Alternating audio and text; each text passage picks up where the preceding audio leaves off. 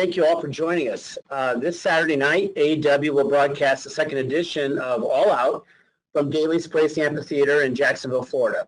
In what's shaping up to be one of the biggest shows of the year, we have 3 World Championship titles on the line, a 21-man casino battle royale, as well as some wildly entertaining matchups across the board. There's a lot to cover today. We have about 45 minutes or so, so let's dispense with the opening remarks, and Tony's ready to go. So if we're all ready to go, let's go right away to the lines. And Robin, if you'd open the line to Kenny McIntosh from Inside the Ropes, so we'll get started. Hey, Tony, how's it going? Very well, Kenny. Great to hear from you. Thank you. Thanks for taking the time. I really appreciate it. We're all very excited All Out this Saturday. I wanted to ask you, maybe it's a controversial question, I hope not, but Chris Jericho had said, I think it was last weekend, that he didn't really think that the FTW belt meant that much in AEW so far. I just kind of wanted to get your comments, and obviously there's kind of 3 male single titles and what we can maybe expect coming up with the FTW title to give it more. The FTW title will be treated totally differently than the other titles. I'm really glad you asked that, Kenny. I'm working on a pilot, and it's a different kind of a project than the way you've seen wrestling titles defended traditionally, and it's very different from, obviously, how we use the World Heavyweight title and the TNT title. So the AEW World title and the TNT title, I think, have been treated as very, very important titles, and I really, really feel great about both those belts and their champions. And the FTW, title and Brian Cage, I feel good about too, but we haven't totally established it yet. And to be honest, our plans for the FTW title, there's a lot in store, and I'm excited about it. So I'm glad you asked. Thanks, Kenny. All right, thanks, Kenny. Next up, I'm going to call on Bill Pritchard from WrestleZone. Bill, you there? Hey, can you hear me? We can. Oh, hey. Hey, Tony, how are you? I'm well, Bill. Thanks, man. It's great to hear from you. So I wanted to get your opinion on the response to the tooth and nail match so far.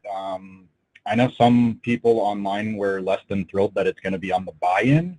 So do you have any comment just to reassure fans or make them realize that this is an opportunity for them and for more people to see the All Out pay-per-view and it's not really a demotion? That's absolutely true. I've always felt that way, and we put, from the first pay-per-view we did, Double or Nothing, we put some of our biggest stars, including Hangman and MJF, on the buy-in. And the idea of it, the reason it's called the buy-in is because we try and put exciting stuff on this first, hour of the show so that people will pay to see the whole show. I love wrestling fans, and I've often said that wrestling is my favorite economy, and it is a strange, inelastic economy. It is the only place in the world where you'll have people complaining about getting something for free that they don't have to pay $50 for, and I think that's great because, like, the prestige of the quarterly pay-per-views, it shows how important I think we made getting on the main card. But at the same time, this is a great, important match for us. I think you'll see a lot more of Britt and Big Swole, and I'm excited about this. This isn't going to be a traditional wrestling match. The pay-per-view is going to be very, very wrestling heavy and not as story heavy. I'm sure we'll talk more on this call about it, but philosophically, like last night, the second hour was more story-based stuff to get you ready for the pay-per-view. Similar to what we did for Revolution, we had a very wrestling-heavy first hour in Kansas City with Kenny Omega and Pac in the Iron Man match, and the second hour was more story stuff, and Jericho and Jon Moxley did the weigh-in. Last night was some great wrestling in the first hour, and some good wrestling in the second hour, too. I thought particularly Thunder Rosa and Serena Deeb were excellent.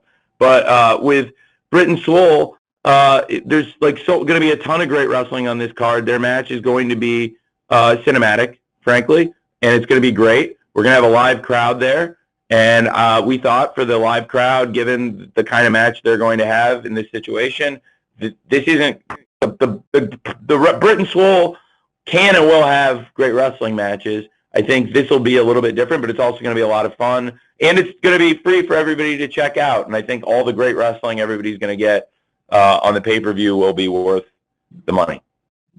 But it's a great question. I don't think it affects the status of the match. It's more about the tone of the match, frankly. And and also the fact that it's good placement, it's a good advertisement for broad fans to AEW. We think it's going to be a great match, and it's going to be going out to a big audience. All right, thanks, Bill. Next up, I'd like to call on Connor Casey from Comic Book. Connor, are you there?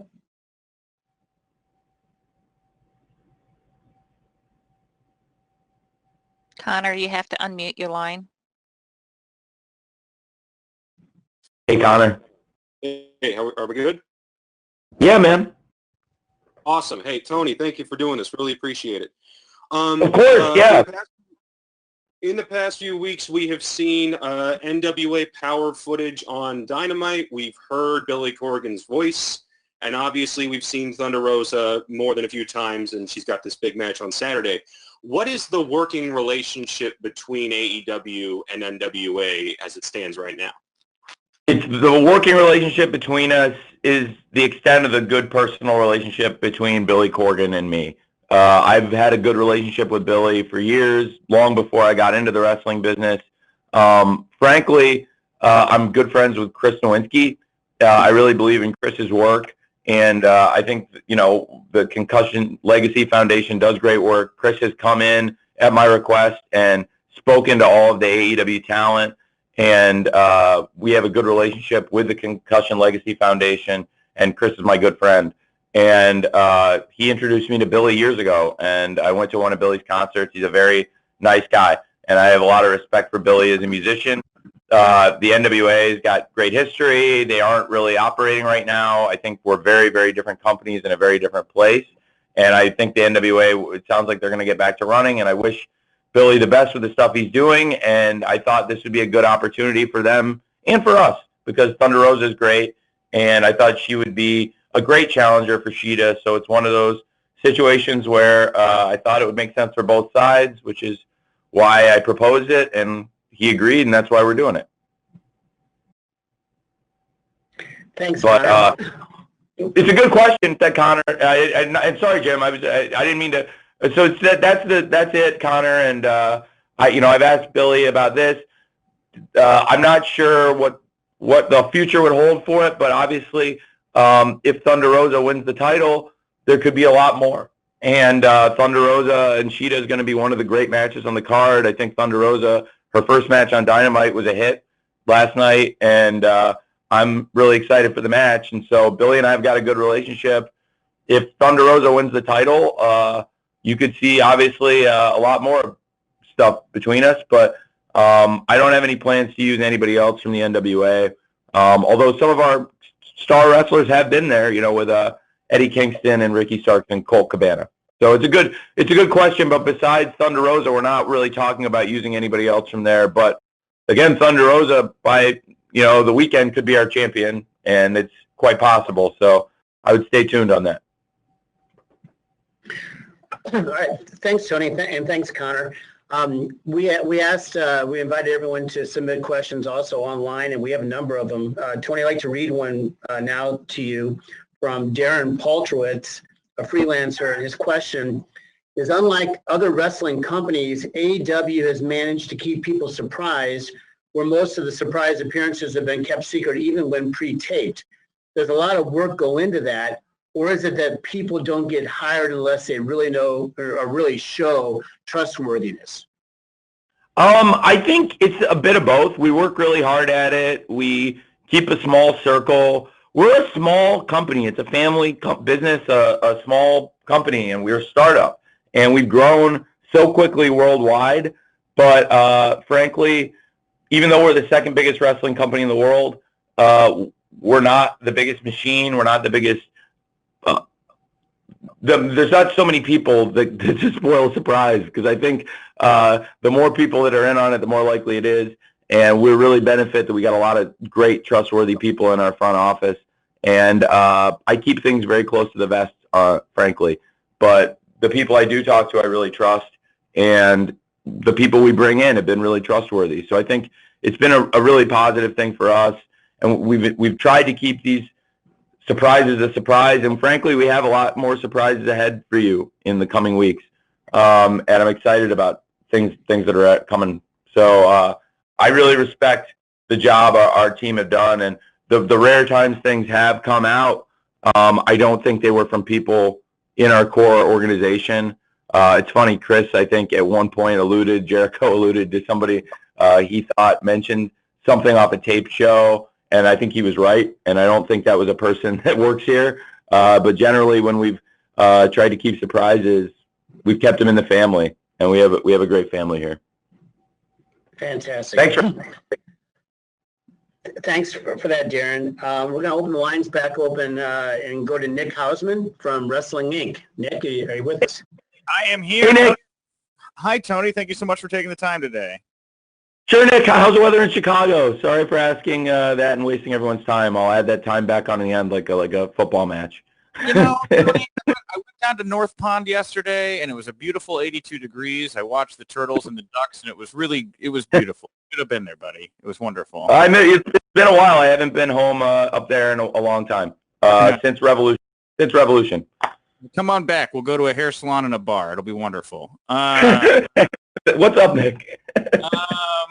So, Tony, my question is pretty straightforward. I know you love when you get asked about free agents. It's like your favorite thing. But there's a big one out there right now. Brock Lesnar. Have you talked to Brock? Do you have interest in Brock?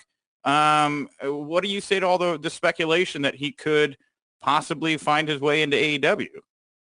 I can't comment on that at this time, Nick, but I've enjoyed Brock's work for many years.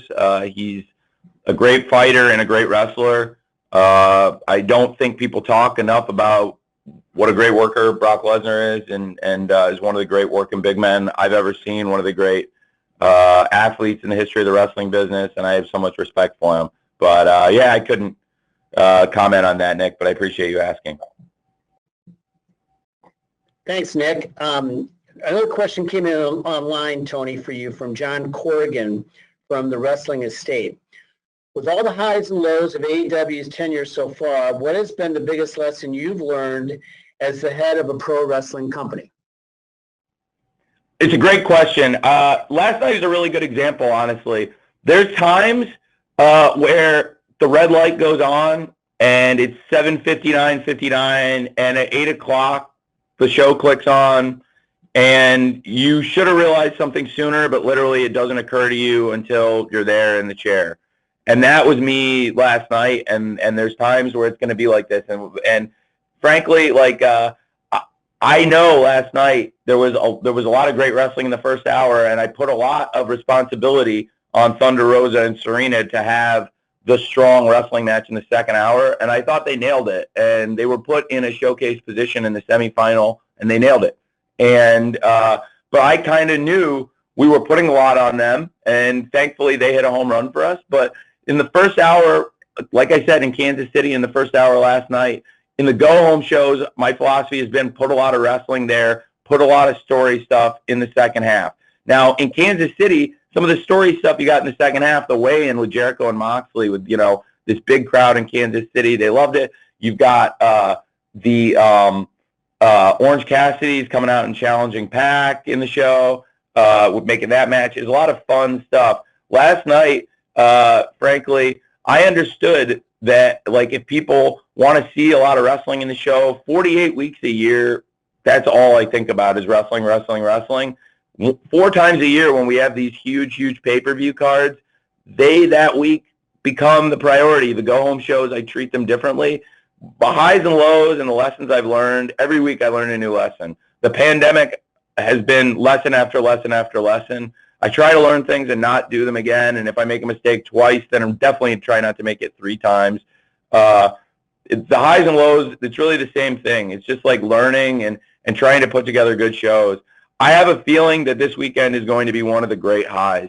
I look back at Revolution as probably a high point for us, and then I just think like that day was a perfect day for me. I had met with a lot of people. I had been with Orange Cassidy and Pac talking, separately and very late, talking about things that I wanted to see tomorrow, and I'd been with Jon Moxley and Chris Jericho very, very late, separately, talking about things that were going to happen with them. And I ended up getting very little sleep. We played early in the morning. Fulham won. When I say we've, I mean Fulham. Fulham had this match. I didn't get a lot of sleep, and then went over straight to the arena, and we had Revolution. And to me, it's the best thing we've ever done. It was just the perfect day. I would call it the ultimate high, but it was also the culmination of learning a lot of lessons. Since then, the wrestling business has changed dramatically. Last year, we were the #1 company in attendance per show in the world of wrestling, and this year it's not really about trying to put fans into arenas. The philosophy of the business has changed completely in the last 6 months, and I feel like we've tried to roll with the punches. This weekend is going to be one of the highs. This weekend, I can't tell you how excited I am for Saturday. I held back in the second hour last night too much, maybe, because I wanted you to really anticipate the wrestling on this show, because the main card on Saturday, bell to bell, is going to be the best wrestling you've seen since the pandemic. Furthermore, I hate that it's come to this. I hate that this is what we have to do. But I've used this analogy privately and publicly, and I'm sorry to give such a long-winded answer to highs and lows. There's a lot of answers to highs and lows and a lot of things I can talk about. And I'll say this, like, the pandemic has been the best example of this. There have been such highs and lows in this pandemic, trying to do great things. To come back and do Double or Nothing and do that, I thought Double or Nothing was like the bastion of ingenuity. To be able to sit back and it's like, okay, with what we have, how can we do a great pay-per-view?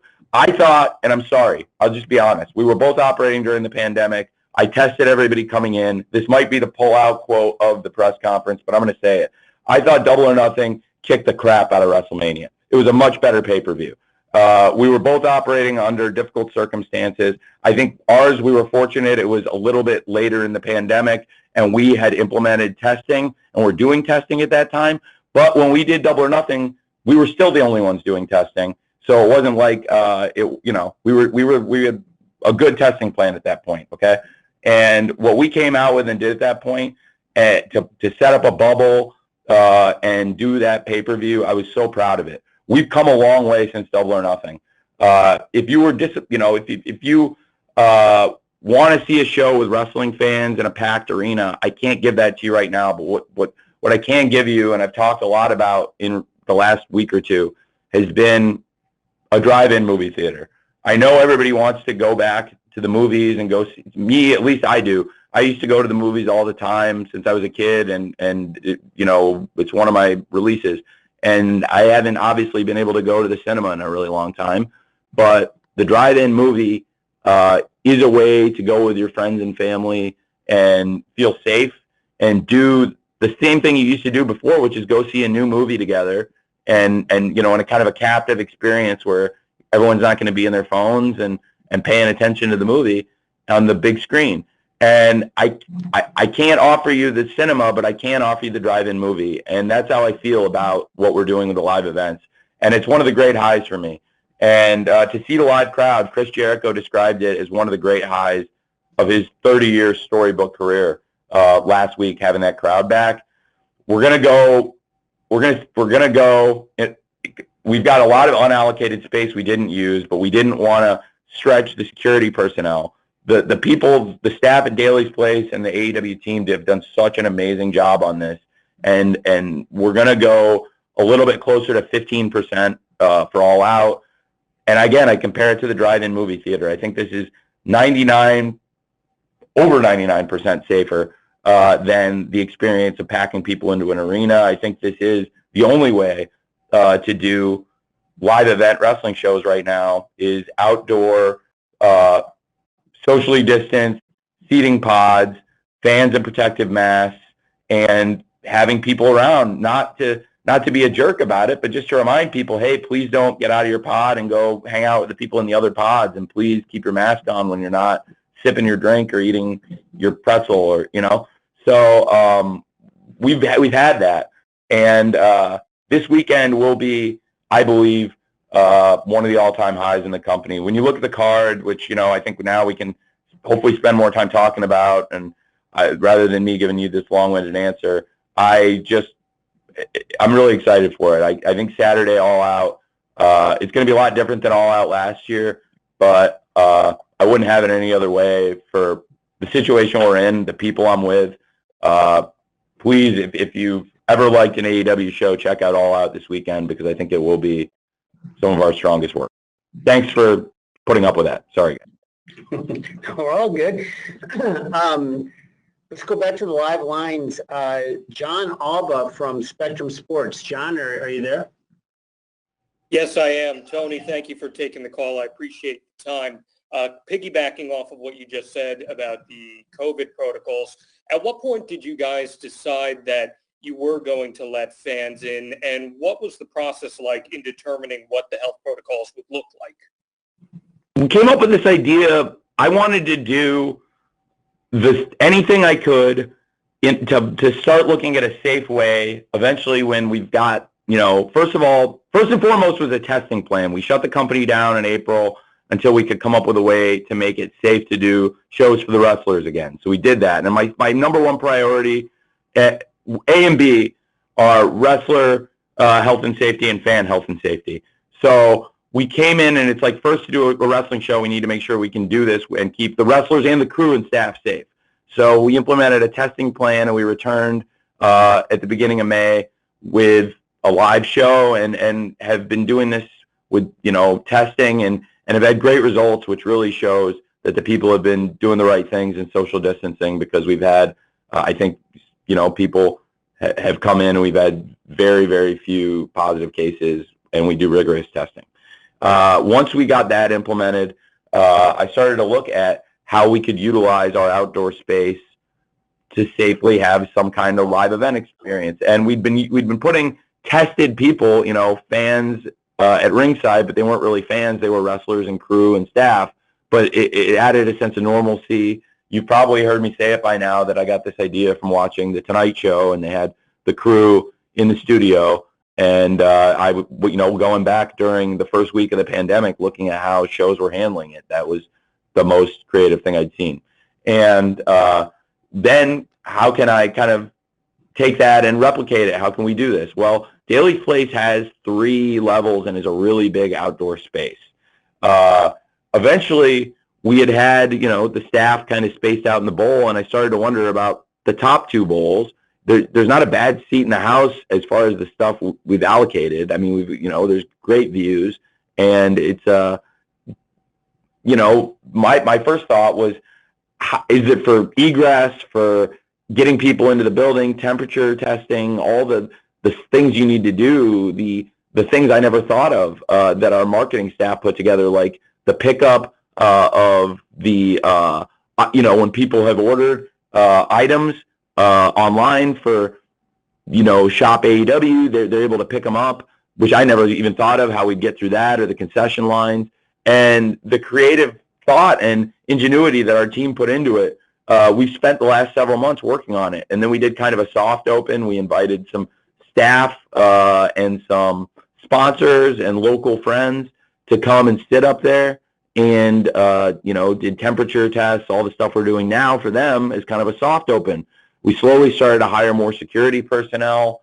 Then a week before we went live with fans, we had done, again, kind of a soft open. We had brought in some security. And I think you saw some of those videos, maybe some of you guys had posted online of what we were doing before we actually started selling tickets, just to kind of get ready to train the security personnel, to remind people to stay in their pods and keep their masks on, or not too many people going into the bathrooms at once.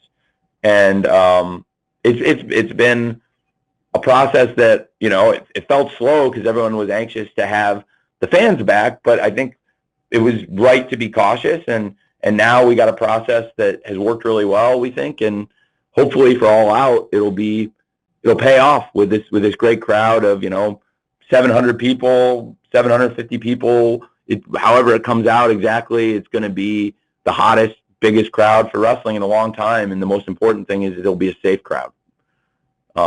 Thanks for asking about it. All right. Thanks, John. I'd like to call on Jim Barcelone from the Miami Herald. Hey, Jim. Okay, all right, good. Oh, yeah, now you can hear me. Great. Hey, thank you so much. I'm curious because you mentioned Thunder Rosa and Serena Deeb. I'm wondering about Serena Deeb and your women's division in general. And might we be seeing more Serena on the show? And just you had a great women's tag team cup tournament that was just amazing. And what are your thoughts of the division these days, and also about Serena? And thank you. Oh, sure. Thank you. Well, we've been bringing in more talent. Some of our best wrestlers in the division, including our first champion, Rio, have been trapped outside the U.S. because of the pandemic. Yuka Sakazaki was also one of our top wrestlers.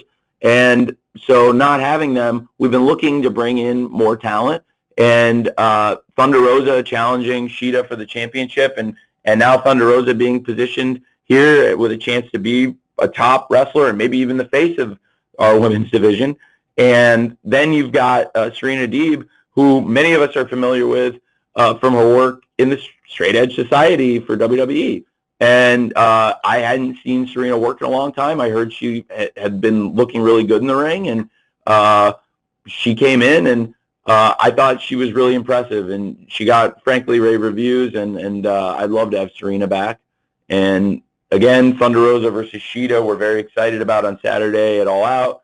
And that's why we've been looking to expand and bring more talent in. The Women's Tag Team Cup, we brought in more talent. Tay Conti and Anna Jay were a good team, and now the Dark Order has been recruiting Tay Conti, and we think that could be interesting to see where that goes.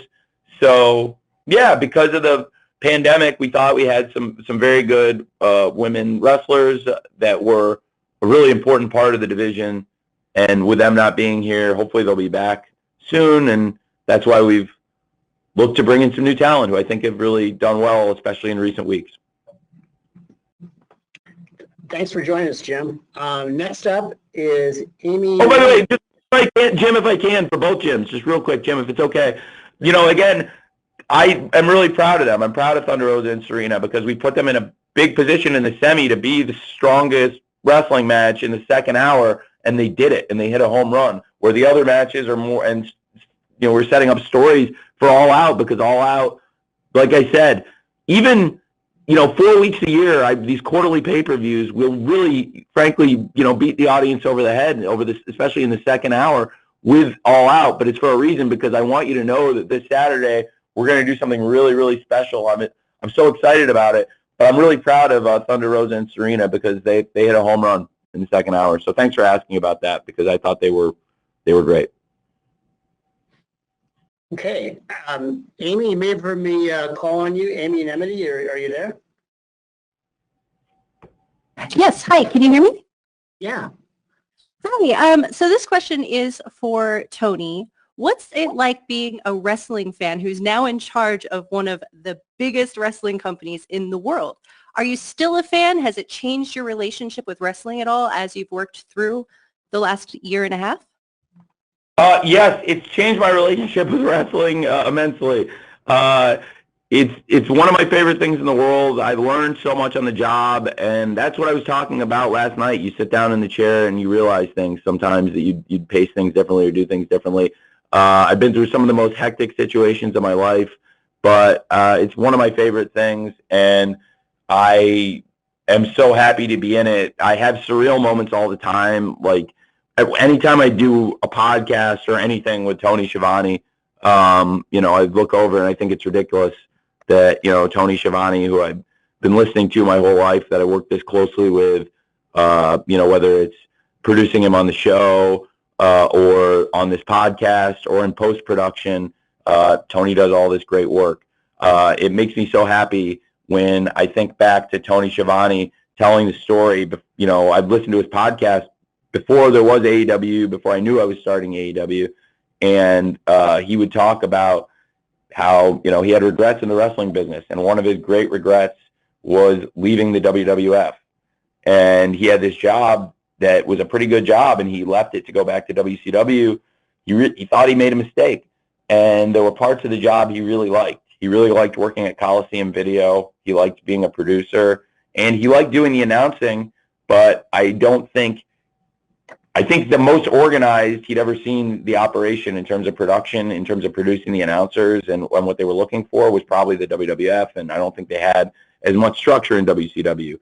I hope and strive to be somewhere in between, where we're not overproducing the announcers, but I do feel like I've got a really good working beat with all the announcers, and I bring Tony up specifically because throughout the year he's been with us, and even through the darkest days of the pandemic, through the shutdown, when we ran a bunch of tape shows in April and got it all together in a marathon, Tony was such a workhorse in post-production. And so I bring him up not exclusively. I have these experiences all the time as I sit in Gorilla, with Dean Malenko and Jerry Lynn working through the matches, but I also don't really have any time to think about it because it's so hectic and crazy. But every day, I share, an office and a meeting space with, Chris Jericho, or Matt Hardy. It's pretty surreal. And to think that Chris Jericho and Matt Hardy are going to be in very, very prominent matches on All Out makes me really smile. But I also can't really be biased or think of it that way. And so, yeah, it's crazy. I'm really, really excited for this weekend, and things like All Out and shows like All Out are what get me going. I'm also really excited for this whole week because I know that the Dynamite after All Out is going to be really, really good. I can't tell you guys everything about it yet because you're going to have to see the pay-per-view and see what happens on the pay-per-view, and there'll be some fun surprises. But this whole next week, I'm really, really excited about, and as a fan and also as what I do professionally, that this is one of my great loves, my great love. Thanks for asking. Tony, I'm going to ask a question on behalf of Alex McCarthy from Talk Sport, who wrote in. Alex's question is, how has picking up new talent like FTR affected the long-term booking you've often spoken about? Have you enjoyed the challenge of pivoting? I have. It's been crazy. As we've added people, you do have to change plans, and at the same time, there's some people that come in and they make it very easy for you to change your plans. And when you get top talent like FTR, who are one of the best teams, if not the best tag team in the world, they fit into your plans it fits like a glove. When you want to have the best tag team division in the world, you can't go wrong when you sign arguably the best tag team in the world and pair them in a division with a lot of the other candidates for the best tag team in the world, including Kenny and Hangman, including the Young Bucks. I thought Kenny and Hangman and the Young Bucks set the standard for American tag team wrestling this year, and pretty, going back a pretty long time with their match at Revolution. And FTR versus Kenny and Hangman, now they have to try and reach that bar, and I'm excited to see if they can live up to it, but I also think there's a great chance they can. And as far as bringing other new people and pivoting, I really appreciate you asking this because I never thought we'd be in this situation. It was kind of a dream situation in terms of being able to hone your craft. Being in Atlanta with less than 30% of your roster and trying to put together shows and having them make sense and not knowing whether you're doing 4 shows or 5 shows or 6 or how long it's going to be, that you need to stretch these tapes and all the things you need to think of to get through that. That we got through the month of April is if ever you can pivot around and make it work and piece together shows and then come out stronger and do really well in May. And I was so worried about Double or Nothing and how we were going to do Double or Nothing and make it a great show, and we did. So if ever there have been questions about how to get people in and pivot your ideas when you sign new people or the flip side, frankly, man, is it's that much harder when people aren't there. Going to Fight for the Fallen when we had some changes to Fyter Fest, it wasn't exactly as we were originally thinking of doing it, but it worked out incredibly well, I thought, under the circumstances, and all the shows did really good numbers. So yeah, it's fun, but it's a lot easier when you have to pivot because you sign great new talent like FTR as opposed to when you have to pivot because, you know, people aren't available and it's a pandemic. So I think we've had unique experiences that have helped us do it. There's an expression I saw somebody use on Twitter. This is very anecdotal, and I hope I hope it's okay. Somebody used the expression "the COVID push." I was like, man, that is a harsh expression, but it is frankly a thing. That in the pandemic, when based on availability, there are people that have really stepped up, and that's what they got. And there are people that have made the most of it, not just in AEW, also in WWE and any places that have been wrestling now. New Japan's back up, and you push the people you got, and we're seeing people trying to be creative and do the best they can with what they got. I thought Double or Nothing was a hand we were dealt and what we had to build it up. And then coming back May 6th, and then we'd already kind of put in the first layer of the house, some foundation, setting up Cody versus Lance Archer in the TNT tournament, and then implementing other stories and reintegrating some of the people you'd only seen on video packages or promos for like the past 5 or 6 weeks. That was a challenge going into Double or Nothing. So anyway, for All Out, point being, now that we have this great roster, I thought Double or Nothing was hard to get to. This card, to me, when you look at the matches on this, I think having live fans, this has a chance to be a really, really special pay-per-view, and it wasn't as daunting a task to get this card together in a lot of ways. All right.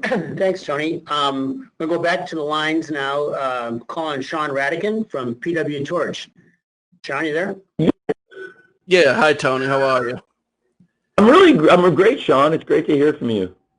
It's good to talk to you. I had a quick question. What was your thought process behind putting together the card for All Out this year? I know earlier you talked a little bit about putting on a cinematic experience for fans because of the pandemic and what's going on for people watching at home, but a lot of stipulation matches up and down the card. Did the pandemic influence any of that thought process? I don't think there are stipulations. There's on the buy-in. That's one of the reasons why I think having the cinematic, because there's not really, the show is not going to be cinematic. I think for the live event experience, this is going to be, it's not going to be a packed arena full of fans, but there's fans here safely distanced, and it's going to be a live show with fans.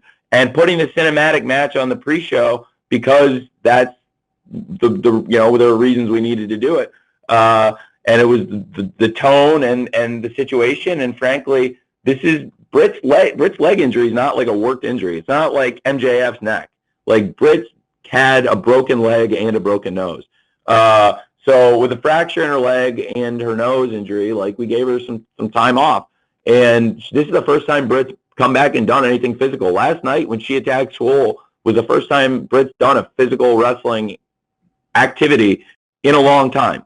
And I'm really excited for this match, but there's a lot of reasons why I think it's the right reason to do it cinematic, frankly, and for the people asking, I think that's why. For the wrestling on the show, there are some stipulation matches, but there's also just a lot of great wrestling. And I think when you look at it bell to bell, even though there's going to be, obviously, Mimosa Mayhem, I think will be a great match, and Chris and Orange Cassidy have had a few great straight wrestling matches on television now, and really great examples of chain wrestling and the art of the comeback. This will be the most fans they've worked in front of, and this is going to be a great match.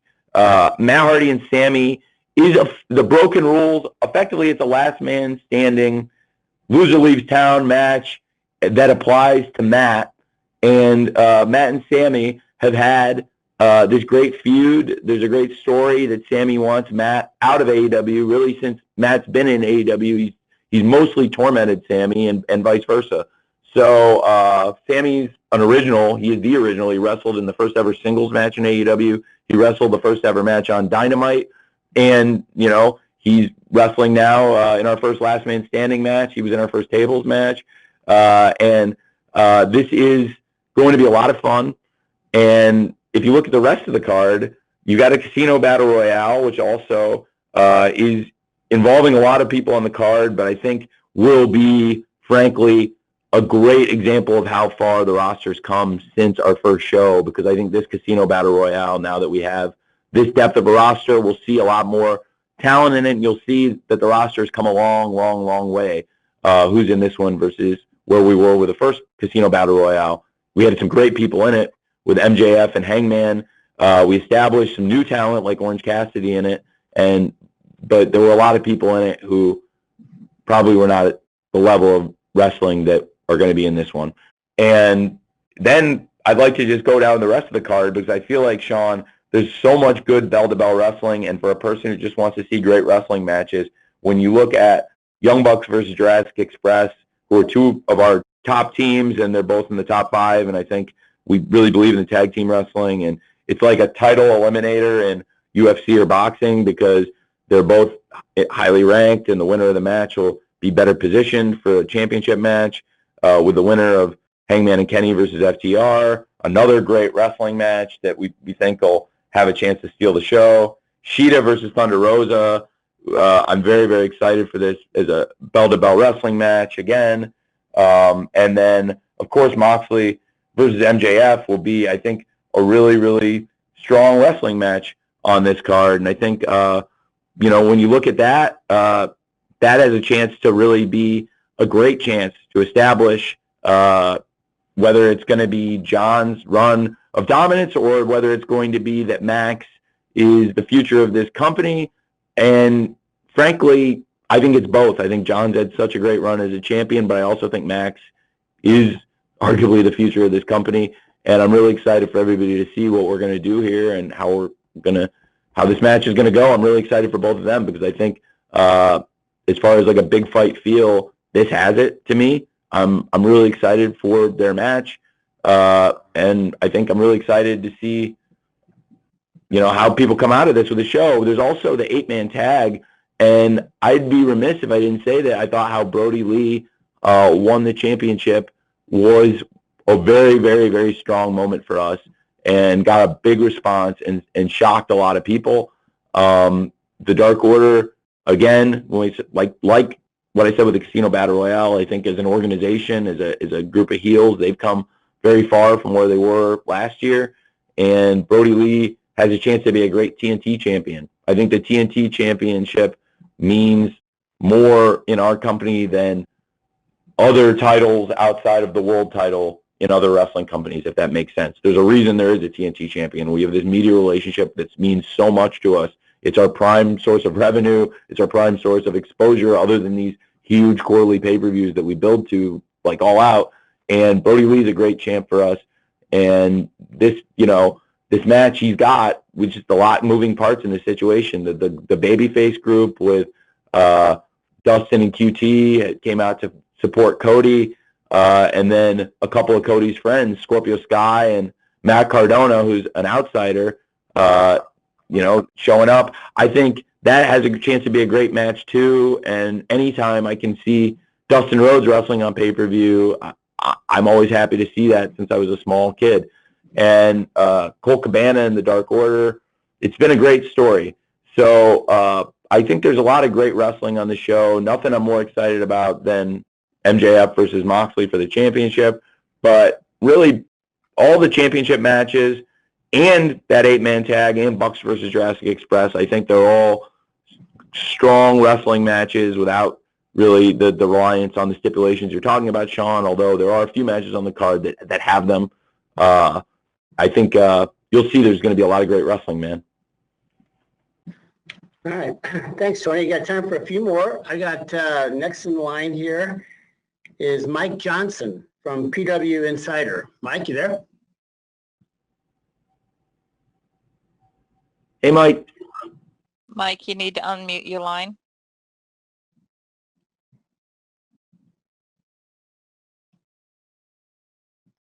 All right. Can you guys hear me now? Hey, Mike. Hey, how are you, Tony? Good to talk to you, sir. Great. You brought up the relationship with TNT and Warner Media. What's the status of the second AEW series coming to TNT? Is it still going to be envisioned as AEW Dark, the way it was mentioned a while back by Kevin Riley? And how has the relationship between the two sides changed, if at all, with all the shuffling within Warner Media? I tried to. Thanks for asking, Mike. It's great, and I'm glad you asked. It's funny because I speak to them a lot, and they've actually, I've had texts from top executives at Warner because we talk so much about promoting the show and about ideas. They actually texted while I've been on this call with you guys, and it's a great relationship. And like I said, it's a lifeblood of our company, our media partnership. And Kevin, at the time when he was saying dark, that was not accurate. We were not going to bring dark as the third hour, and we had communicated that, but it was a miscommunication. I think Kevin misunderstood some of the materials. Dark was doing very, very well, and I think is doing very, very well, and Dark has actually risen since this conversation we had with Kevin, but that we would do a totally different third hour and keep Dark on YouTube. And that is still the plan, and that show will be launched in the next year. I don't have an exact date. I can promise you it will be in the next year, but I don't know exactly when. And there's a lot of work that's going to go into it that still needs to be done in terms of market testing. There's a lot. A lot goes into launching a show, and before it'll go on network television, we'll have to do all that work. And I think, frankly, as far as going in and doing that market research and putting together a launch plan, the pandemic sidetracked us on that, and it made it more difficult. And as far as people developing new shows and working on them, a lot of shows have been slowed down. We've been really fortunate that AEW Dynamite has been on through the pandemic and done really, really well, and has consistently been in or around the top 10 shows. And that was our goal and their goal for us. And I don't know exactly when, but as things are starting to hopefully get more and more normal, and as the country keeps trending in a better direction, hopefully, in terms of going back to work, we'll be definitely launching the show soon. I don't know the exact date though, man. And then as far as the relationship to your question, which you asked, yeah, I'm very fortunate that I met Kevin. And I'm glad you gave me a chance to say this, and that on the call I can address it, because without Kevin, there would not be AEW, quite possibly. And I'll say that because even when we got to a point where we didn't have a deal and I wasn't sure the show was going to be on TNT, I had gotten far enough down the road where I knew I was going to do this. It was a crazy process. Sometimes I see people say, and it's not a bad thing because it's a really important part of our brand, and it's a selling point for what I'm doing this weekend, and this is fitting timing that it's the 2-year anniversary of All In now, but it's the 1-year anniversary of All Out. All In was a hugely important show for the wrestling business. I was going to start a wrestling company before All In. I've seen people say that there wouldn't be AEW without All In. There probably would be AEW without All In, but I don't know if it would have been the same success it was or how it would have gone off. Jon Moxley had one of the greatest quotes ever when he described meeting me and how it went and how it could have gone. And he was like, I didn't know him, and could he have totally screwed it up? Yes.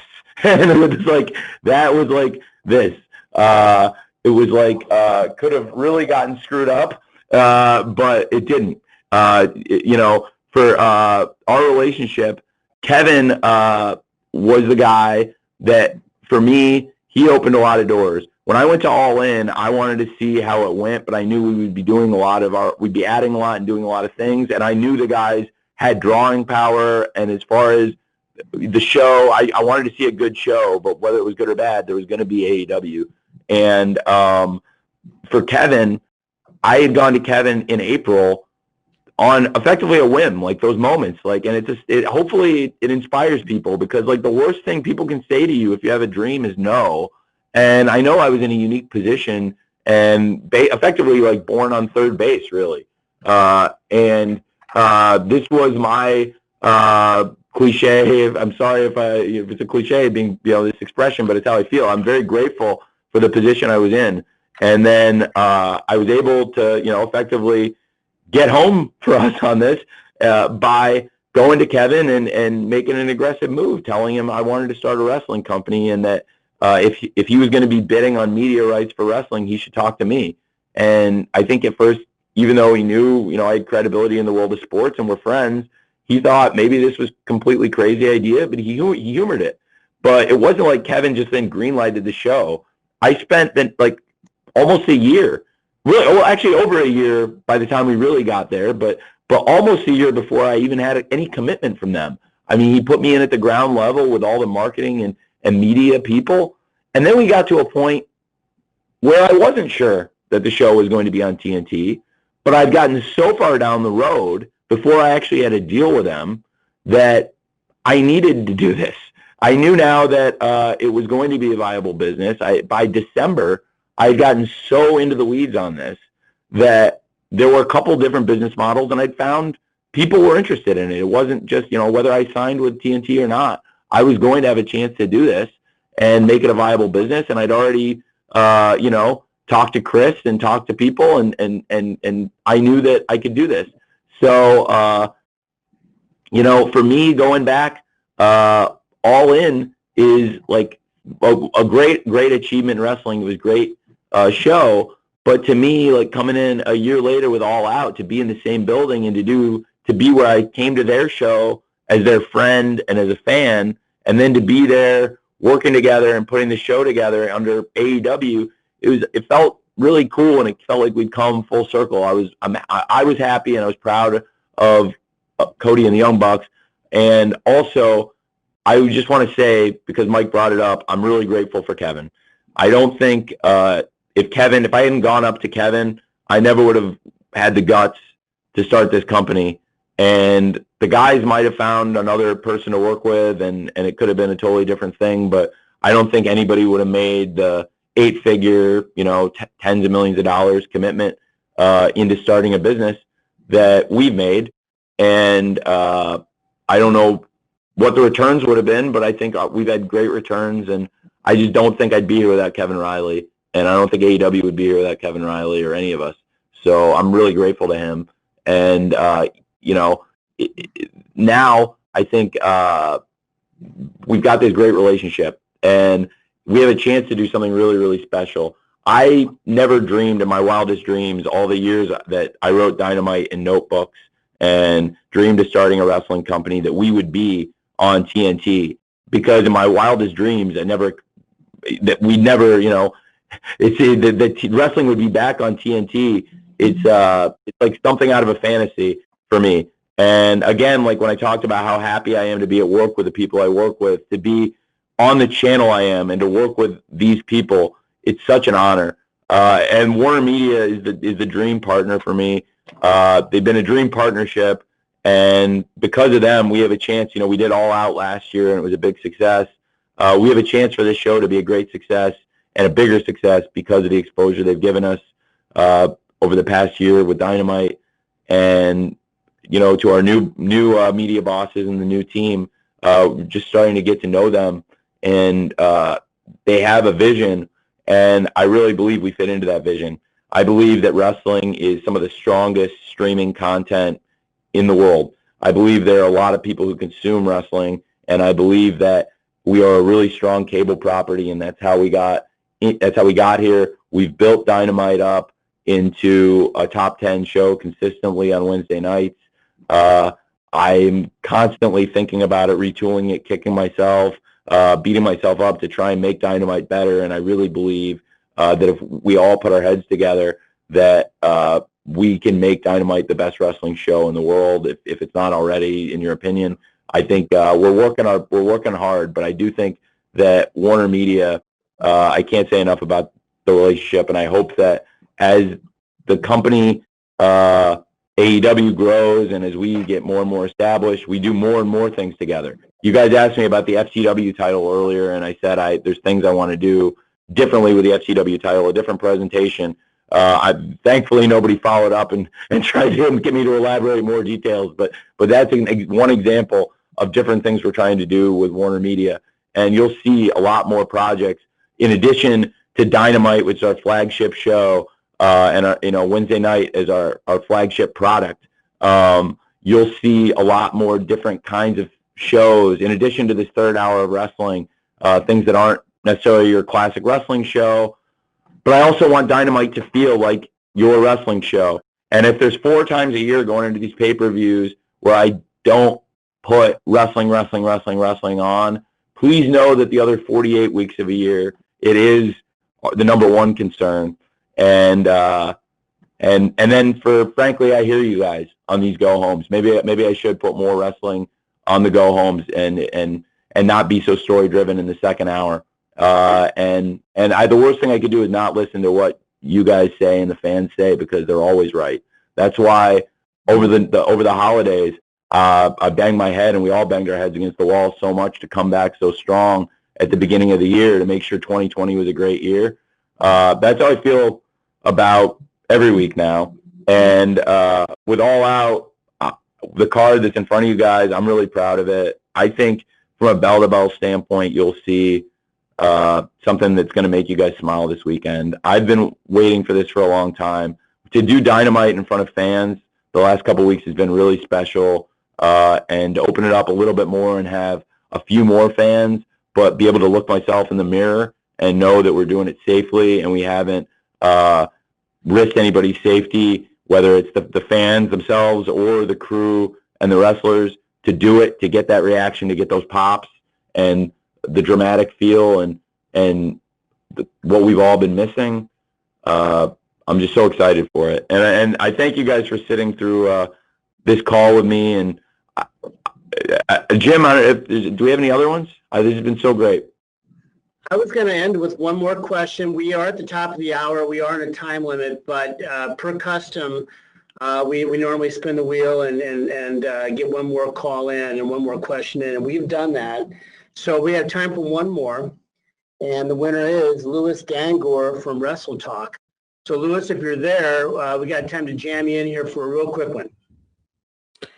Hi, Louis here from Wrestle Talk. Thank you so much for taking the time, Tony. Hey, thank you. Obviously, you guys have done some great work with All Out and the build.